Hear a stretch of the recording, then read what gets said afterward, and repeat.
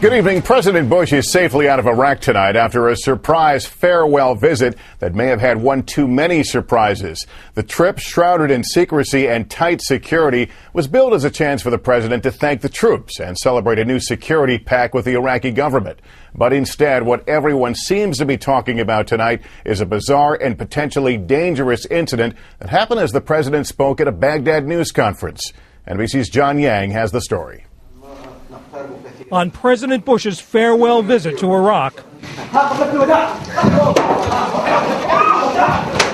a grave insult in Arab culture, a sign of deep contempt. Mr. Bush and Iraqi Prime Minister Nouri al-Maliki were about to take questions when an Iraqi television reporter hurled a shoe, shouting in Arabic, "This is a gift from the Iraqis. This is a farewell kiss, you dog." Then as he threw the other shoe, "This is from the widows, the orphans, and those who were killed in Iraq." He was dragged from the room. NBC News producer Khazi Balkis was sitting near the reporter. Everybody was so shocked. I believe even the Secret Service was a bit slower to react than you'd expect because it was so shocking. He had time to pick up his second shoe and throw it. Mr. Bush was never taken from the room. The White House press secretary Dana Perino was hit in the face with a microphone as security wrestled with the reporter. The president wasn't hurt and kept his cool. It doesn't bother me. It may have been his shoe, yeah.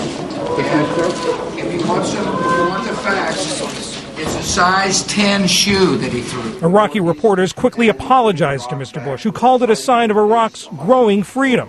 It is one way to gain attention. It's like going to a political rally and having people yell at you.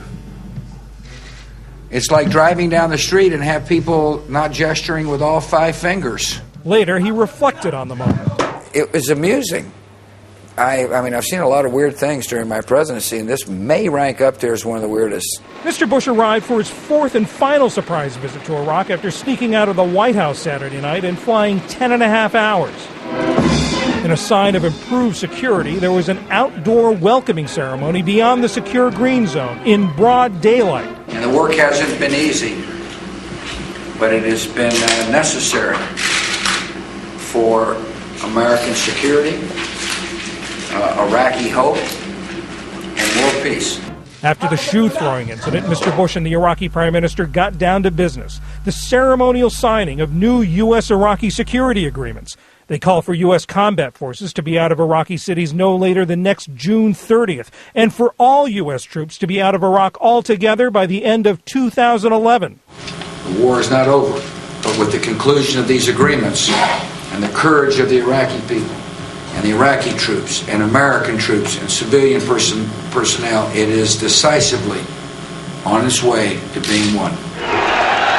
Before leaving Iraq, Mr. Bush spoke to hundreds of U.S. troops at Camp Victory.